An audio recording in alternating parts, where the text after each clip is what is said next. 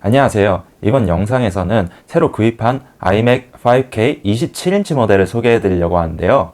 지난 영상을 보신 분들은 아시겠지만 맥북 프로를 iMac 대용으로 사용하려다가 도킹 스테이션이 말썽을 일으켜가지고 결국엔 iMac을 다시 구입하게 되었습니다. 먼저 제가 이번에 구입한 iMac의 사양부터 말씀드리도록 하겠습니다. 이 영상을 보시는 분들은 아마 인텔이라는 회사가 CPU를 만드는 회사인 거는 다들 아실 텐데요. 이 회사가 만드는 소비자용 CPU 중에서 가장 성능이 뛰어난, 즉 끝판왕이라고 볼 수 있는 제품이 바로 i9 9900K인데요. 현재 가장 많이들 사용하시는 컴퓨터의 CPU가 보통 2코어에서 4코어를 탑재한 제품임에 반해서 이 제품은 8코어를 탑재하고 16스레드를 지원하는 제품입니다. 그렇게 성능이 높은 만큼 발열도 심해가지고 저는 이게 iMac에 탑재될 줄은 꿈에도 상상을 못했습니다. 그런데 제 예상을 깨고 이번 4월 달쯤에 이 최고의 CPU를 탑재한 iMac이 출시되었고 저는 이 남자의 로망을 실현시키기 위해서 최고의 CPU를 탑재한 iMac을 구입하게 되었습니다. 아니 도대체 뭘 하길래 i9까지 필요할까 이런 생각을 하실 수 있는데요.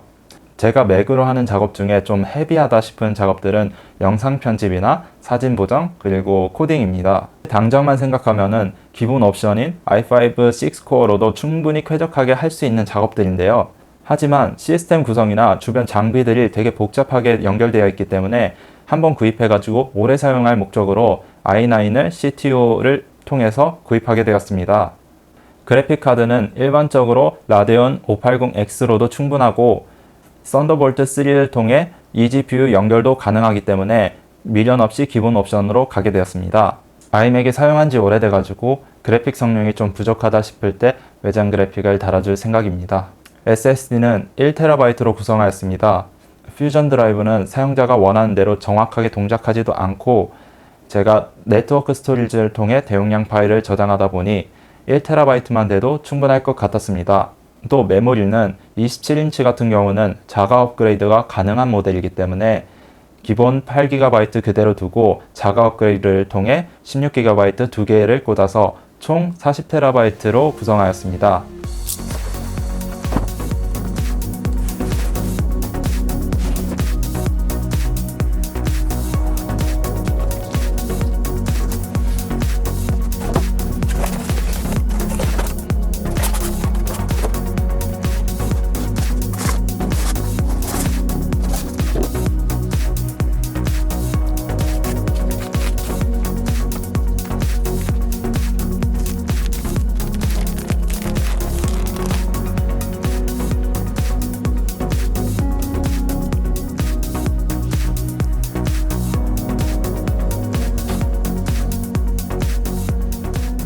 (2019) iMac이 출시된 거는 5개월 전인 4월경인데요.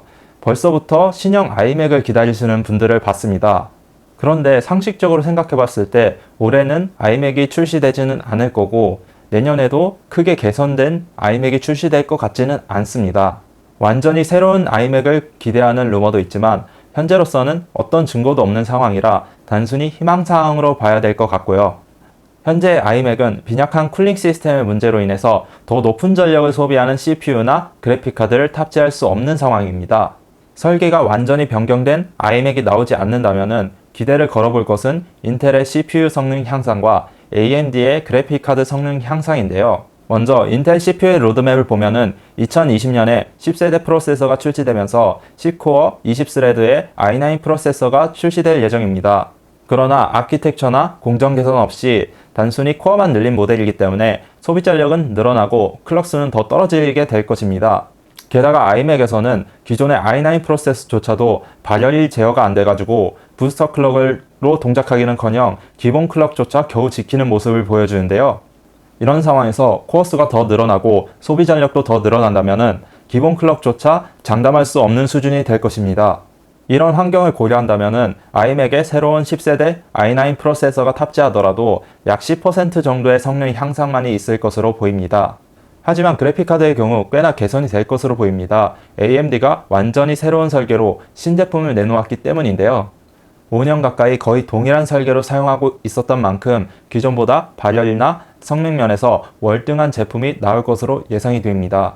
따라서 그래픽 성능이 가장 중요하신 분들은 1년 정도 더 기다려보는 것도 의미가 있겠지만 일반적인 경우는 CPU 성능이 좀 더 중요하기 때문에 저는 여전히 iMac 구입하기 적기라고 생각합니다.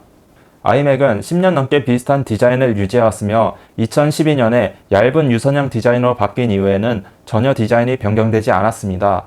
이번 세대 또한 동일한 디자인을 유지하고 있는데요.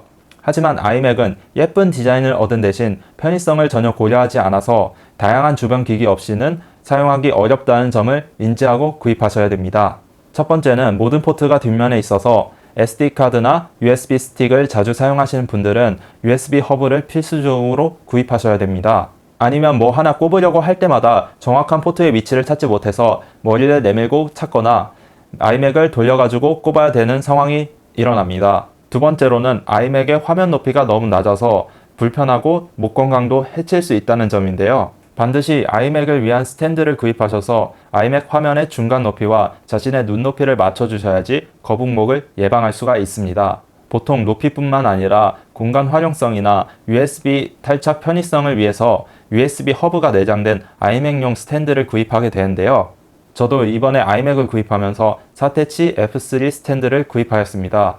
iMac은 2012년부터 슬림형 디자인으로 바뀌면서 쿨링팬이 2개에서 1개로 줄어들게 되었는데요. 그러면서 CPU나 그래픽카드 로드 시 발열 제어도 되지 않고 소음도 훨씬 심해진 점이 매우 아쉽습니다. 공간이 없는 것도 아니고 비어있는 공간이 많음에도 불구하고 고성능 CPU와 그래픽카드를 사용하면서 펜을 단 하나만 사용한 것은 어떤 측면에서 봐도 실드해줄 수 없는 부분인데요. 소음과 스로틀링을 줄이기 위해서 iMac에 내장된 그래픽카드를 놔두고 eGPU를 사용해야 하나 이런 생각이 들 정도입니다. 그렇지만 디스플레이 하나만큼은 정말 최고 수준인데요. 해상도만 5K가 아니라 P3 광세격을 지원하고 공장 캘리브레이션이 적용되어 정확하고 넓은 색감을 보실 수가 있습니다. LG에서 매경으로 나온 울트라 파인 모니터를 제외하면 100만원에서 200만원대 사이에서는 동급의 모니터를 구입할 수 없을 정도로 뛰어난 제품입니다. 이 부분은 후속 영상에서 디스플레이 화질만 중점적으로 다룰 예정이니 조금만 기다려 주시고요. 누군가는 줄어든 확장성 같은 것이 기존 iMac보다 불편하다고 할 수는 있지만 여전히 가장 가성비 좋은 맥 컴퓨터임은 누구도 부정하지 못할 것입니다. 요즘 시대에 맞게 모니터 사이즈도 좀 키워주고 펜도 좀 늘려가지고 발열이나 소음 면에서 좀 더 좋은 모습을 보여줬으면 하는 아쉬움은 있지만 이 가격대에서는 여전히 대안이 없는 제품일 것 같습니다. 다음번에는 이 i9 프로세서를 탑재한 iMac의 실성능을 테스트하는 영상을 올려드릴 예정입니다. 시청해주셔서 감사하고요. 구독해주시면 꾸준히 좋은 정보로 여러분들께 찾아뵙겠습니다.